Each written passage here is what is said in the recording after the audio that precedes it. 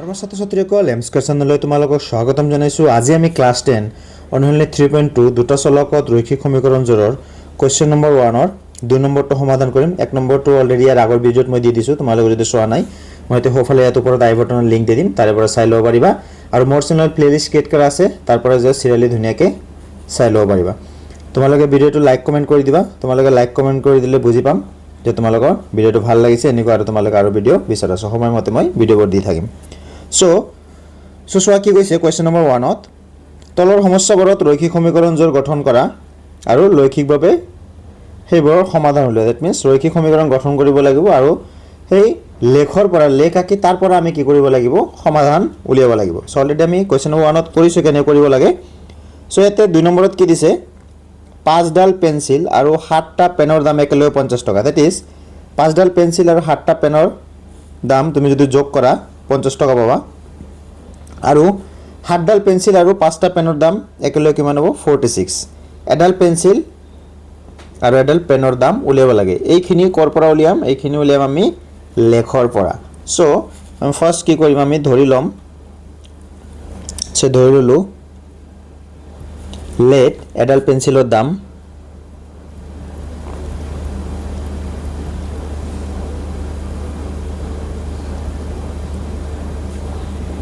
is equal to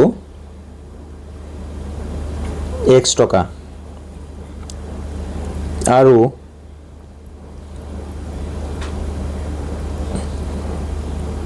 এটা পেনৰ দাম is equal to y টকা। so according to the question that is প্ৰশ্নমতে কি হ'ব 5 ডাল পেন্সিল, so এডাল পেন্সিলৰ দাম x টকা, 5 ডালৰ দাম 5x প্লাস 7টা পেনৰ দাম, এটা পেনৰ দাম y টকা। সো 7টাৰ দাম কিমান হ'ব 7y আৰু এইকেটা একেলগে মোট দাম কিমান হ'ব 50 টকা, that is 50। So this is equation 1 এনেকে দি দিলো। নেক্সট 7 ডাল pencils, that means 7x plus 5টা pen, that means 5y is equal to total কিমান 46। সো দিস ইজ 46 বাস হৈ গেল। This is equation T2. So এইটো হৈ গেল আমাৰ কি চোৱা ৰৈখিক সমীকৰণ যোগ গঠন কৰিলো। এতিয়া আমি কি কৰিম লৈখিকভাৱে উপস্থাপন কৰিম। সো আমি এনেকৈ লিখিম, ইংৰাজীতে লিখিব পাৰা, এইখিনি অসমীয়াতে লিখিব পাৰা। সো মই ইংৰাজীতে লিখিলো, এইখিনি কোনো কথা নাই। ফ্ৰম ইকুৱেশ্যন 1 দ্যাট মিন্স এইটোৰ পৰা। সো ইকুৱেশ্যন 1 ত কি আছে আমাৰ লিখি লও 5x plus 7y is equal to কি আছে 50 আছে। সো আমি 5x টো ৰাখিলো ইফালে, 7y টো হেফালে ঠেলি দিয়া, প্লাস আছিল কি হ'ব মাইনাস 7y, হয় না নাই? সো এতিয়া আমি কি কৰিব লাগিব x টো ৰাখি 5 টো যেটো পূৰণ হৈছে কি হ'ব এটো 5 টো তলত আহি যাব।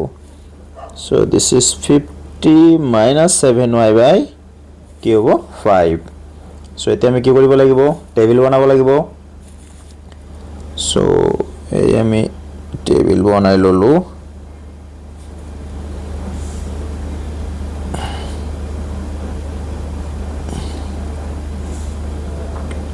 টেবিলত এনে কি কৰিম আমি তিনিটা পাৰ্ট কৰিম।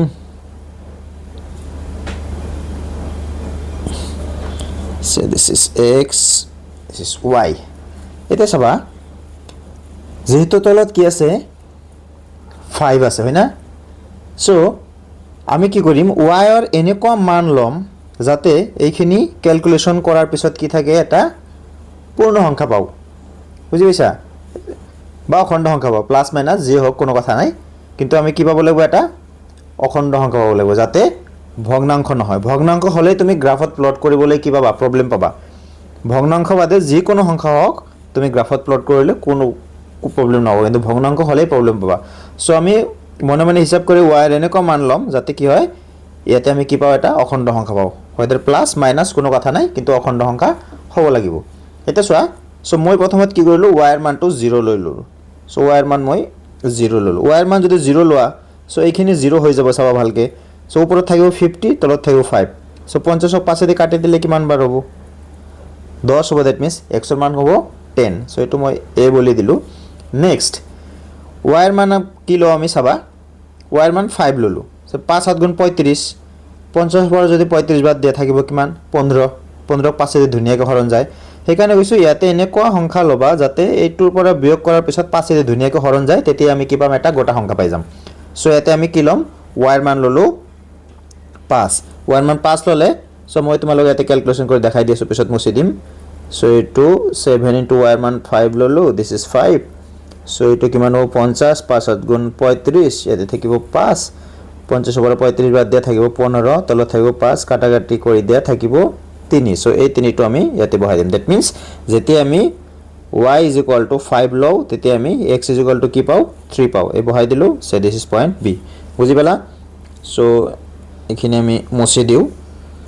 তোমালোকৰ অসুবিধা হলে তোমালোকে হোফালে কৰি লবা সো এতে আমি ইকুয়েশন 1 ৰ পৰা কি পালো এই দুটা পালো সমীকৰণ 1 ৰ পৰা এতে আমি সেম এই একে বস্তু আমি কি কৰিব লাগিব সমীকৰণ 2 ৰ বাবে কৰিব লাগিব সো এনেকে লিখিম from equation 2 সো আসুন 2 নম্বৰ ইকুয়েশনটো কি দিয়া আছিল আমাৰ এইটো ইকুয়েশন হয় না কি আছে 7x + 5y = how much 46 so আমি এফালে 7x টো ৰাখিলো সো 46 5y আছে হেফালে ঠেলি দিয়া -5y সো এতে x থাকিব এটো পূৰণ হৈ আছে এফালে গলে কি হ'ব হৰণ হ'ব হয়না সিম্পল থিং 46 - 5y তলত যাব 7 এতিয়া ঠিক আগৰ নিচিনা টেবিল বনাব লাগিব আমাৰ সো এই আমি টেবিল এনেকে বনাই ললো so this is এটো দিলো আমি x এটো দিলো y ঠিক আগৰ নিচিনাই এতিয়াতে y ৰ মান এনে কলম যাতে কি থাই হাতে দি ধুনিয়াকে কাটাকাটি যায় আৰু এতে কি থাকে এটা অখণ্ড সংখ্যা থাকে এটা p আৰু এটো q দি দিলো সো ফাৰ্স্ট ভ্যালু টু ললো ধৰা y ৰ মান ললো আমি 5 সো y ৰ মান 5 ললে কিমান হয় সোৱা আমি অলপ ক্যালকুলেশন কৰি চাও 5 ললে 5 এটো সোৱা 46 minus y ৰ মান 5 5 into 5 তলত 7 এটো 46 5 into 5 25 তলত 7 কিমান থাকিব 46 ৰ পৰা যদি তুমি 25 বাদ দিয়া 6 ৰ পৰা 5 বাদ দিয়া 1 4 ৰ পৰা 2 বাদ দিয়া কিমান হ'ব 2 তলত থাকিব 7 কাটি দিয়া কিমান পাম 3 দ্যাট মিন্স যেতিয়া আমি y ৰ মান যেতিয়া কি লম y ৰ মান 5 ধৰিম তেতিয়া x ৰ মান আমি কি পাম 3 পাম বুজি পাইছা সো x ৰ মান আমি কি লিখিম আমি 3 নেক্সট আকো আমি সাম আৰু এটা মান লাগিব আমাৰ তোমালোকে যি কোনো মান লব পাৰা নিজৰ ইচ্ছামতে প্লাস মাইনাস যি চলো পাৰা সো মই এবাৰ এটা মাইনাস ধৰি ললো ধৰা y ৰ মান তোমালোকে মাইনাস দিও এটা দেখাই দিও y ৰ মান ললো -2 সো y ৰ মান -2 ললে কি হ'ব চাবা যেতিয়া আমি y = -2 লম তেনে হলে কি হ'ব x = 46 minus 5 into -2 by 7 so ওপৰত 46 minus minus plus 5 দুগুণ 10 তলত 7 so 46 10 56 তলত 7 কাটি দিয়া 8 বাৰ যাব that means যেতিয়া আমি y = -2 লও x = কিমান হয় x = হয় 8 so আমি ইয়াতে 8 বহাই দিম তোমালোকৰ অসুবিধা হলে তোমালোকে এনেকে ধুনিয়াকে সাইডত ৰাফ ওয়াৰ্ক কৰি লব পাৰিবা কোনো অসুবিধা নাই সো আমি পাই গলো 4টা পয়েন্টস এতিয়া গ্রাফত প্লট কৰিব লাগিব সোৱা এটা পয়েন্ট পালো 10 0 3 5 p পালো 3,5 আৰু q পালো কি 8, -2 বুজি পাইছা সো এই কেটা আমি কি কৰিম এটা গ্ৰাফত প্লট কৰিম এটা বলা আমি গ্ৰাফত যাম সো এটা মই গ্ৰাফত আইলো গ্ৰাফটো কেনেকৈ আঁকিব লাগিব এবাৰ কি কৰিম যেহেতু তাতে মাইনাস পয়েন্ট এটা লৈছো সো আমি কি কৰিম গ্ৰাফটো এনেকে এইফালে হাইয়েস্ট পয়েন্ট আমাৰ কি আছে হাইয়েস্ট পয়েন্ট আছে 10 সো ইয়াতে 10 দিব পাৰা ওপৰতো 10 দিব পাৰা তোমালোক বহি তলত 10 দিব পাৰা এইফালে দিব পাৰা নিদিলেও চলিব এখানে এনেকে ৰাখিলো হ'ব যে তোমাৰ হাইয়েস্ট পয়েন্ট -2 কি আছে 2 আছে সেইকাৰণে -2 বা -3 লৈকে দিলে হ'ব সো আমি এনেকে আঁকিলম আৰু স্কেলটো কি লিছো x আৰু y উভয় অক্ষৰ দিশত সৰু পাঁচটা বৰ্গ বাহুৰ দৈৰ্ঘ্য সমান সমান এক একক ইয়াতে সোৱা মই বাৰে বাৰে কও মোৰ ইয়াতে কি আছে পাঁচটা ঘৰ আছে হয়না সেইকাৰণে মই পাঁচটা সমান সমান এক একক লৈছো তোমালোকৰ গ্ৰাফ পেপাৰত 10 থাকিব পাৰে 10টা থাকিব পাৰে 10টা থাকিলে তোমালোকে 10টা সমান সমান 1 একক বলি ল'বা সো এনেকৈ আঁকি ল'লোঁ আঁকাৰ পিছত এতিয়া কি কৰিম পইণ্টছ কেইটা বহাম পইণ্টছ কেইটা তোমালোকৰ সুবিধাৰ কাৰণে মই ইয়াতে লিখি দিছোঁ একবাৰ সো প্ৰথম পইণ্টছটো কি আছিল আমাৰ এ আছিল 10,0 বি আছিল 3,5 পি আছিল 3,5 কিউ আছিল 8,-2 এইকেইটা আমি ইয়াতে প্লট কৰিম সো ফাৰ্ষ্ট পইণ্টটো হ'ল 10 0 দ্যাট মিন্স এইফালে এনেকৈ 10 তাৰপিছত 0 দ্যাট মিন্স উঠা নাই দ্যাট মিন্স এই বিন্দুটোৱে হয় না দ্যাট মিন্স x অক্ষতে থাকিব নেক্সট 3 5 সো এইফালে আহা 3 তাৰপিছত ওপৰৰ পিনে যাব 5 যোৱা এইটো 5 এই পইণ্ট এইটো আহিছে হয় না so this point is 3 5 next কি আছে নেক্সট আছে আৰু এটা p35 দ্যাট মিন্স 35 এই পইণ্টটোৱে সেম পইণ্টটোৱে সো এবাৰ আছে এইটো হৈ গেল আৰু কৰিব নালাগে এইটো জাস্ট আমি লিখি দিম দুটা পইণ্ট নেক্সট আছে q 8,-2 সো 8 এইফালে আহিলে 8 আহিলে -2 দ্যাট মিন্স তলৰ পিনে আহিব -1 -2 চোৱাচোন এইটো -2 line so this is the point okay so এটা আমি পইণ্টছ কেইটা আগতে লিখি লওঁ say this point is this is q 8,-2 এই পইণ্টটো হ'ল পইণ্ট a 10,0 ইয়াতে দুটা পইণ্ট লিখিব লাগিব এটা হ'ল b সে this is b 3,5 and p 3,5 okay এতিয়া আমি কি কৰিম চোৱা এতিয়া a b এই a b আৰু p q এই দুটা জয়েন কৰিব মই তোমালোকৰ সুবিধাৰ কাৰণে কি কৰিম দুটা কালাৰ দি মই জয়েন কৰি দিম তোমালোকৰ বুজাত ভাল হ'ব আৰু এই দুটাই যে য'ত সেট কৰিব হেইটোই হ'ব কি আমাৰ সমাধান বুজি পাইছে এটা সমাধান তোমালোক বুজি পাইছা তাৰমানে আমাৰ ভ্যালু লগত এনেকুৱা হৈছে দুটা পইণ্ট একেলগ মিলি গৈছে দ্যাট মিন্স তোমালোকে গমে পাই গৈছে যে সমাধানটো কি হ'ব 35 কৰবাত কিবা বেলেগ হ'ব পাৰে তেতিয়া যাই য'ত মিলিব হেইটোই হ'ব কি সমাধান সো ইয়াতে ধুনিয়াকৈ ওলাই গৈছে সো এনিৱে আমি দুটা যোগ কৰি দিম দ্যাট মিন্স পি কিউ আৰু এ বি আমি যোগ কৰি দিম এতিয়া সো চোৱাচোন এনেকৈ মই কানেক্ট কৰি দিছোঁ তোমাৰ এ বি টো কানেক্ট কৰিছোঁ কলা দি আৰু পি কিউ টো কানেক্ট কৰিছোঁ ৰঙা দি তোমালোকৰ বুজাৰ সুবিধাৰ কাৰণে সো আমাৰ এইখিনি আৰু এতিয়া প্ৰয়োজন নাই সো আমি এতিয়া কি কৰিম আগত যেনেকৈ কোৱেশ্চন 1ত এটা নাম দিছিলোঁ যেহেতু কি সেই দুটা এনেকুৱা এটা বিন্দু ওলাইছিল যেটো কি একেটাৰ লগত কমন নাছিল যেহেতু এই বিন্দুটো এতিয়া কেনেকৈ ওলাইছে যে পি আৰু বি যিকোনো এটা কলেই হয় সেইকাৰণে আমি এটা নাম নকওঁ ডাইৰেক্ট কম যে কি সেই লেগ দুডালে ক'ত কাটাকাটি কৰিছে 3,5 বিন্দুত কাটাকাটি কৰিছে এনেকৈ লিখিম এতিয়া বুজি পাইছা যদি এনেকুৱা হলে হয় যে বাহিৰত কাটাকাটি কৰিছে একেটা চাৰিটা বিন্দুৰ মাজত এটাও কমন নাই তেনেহলে আমি এটা নাম দিলো হয় যেহেতু কমন আছে সেইকাৰণে আমি নাম নিদিও সো এতিয়া আমি কি কৰিম এতিয়া আমি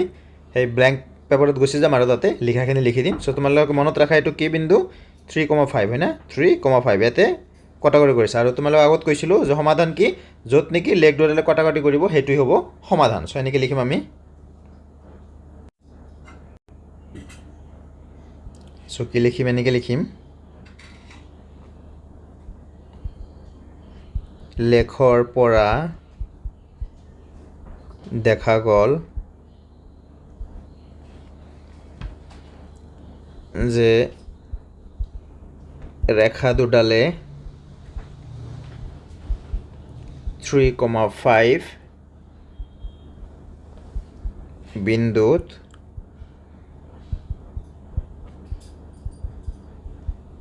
কটাকটি কৰিছে therefore ৰৈখিক সমীকৰণজোৰৰ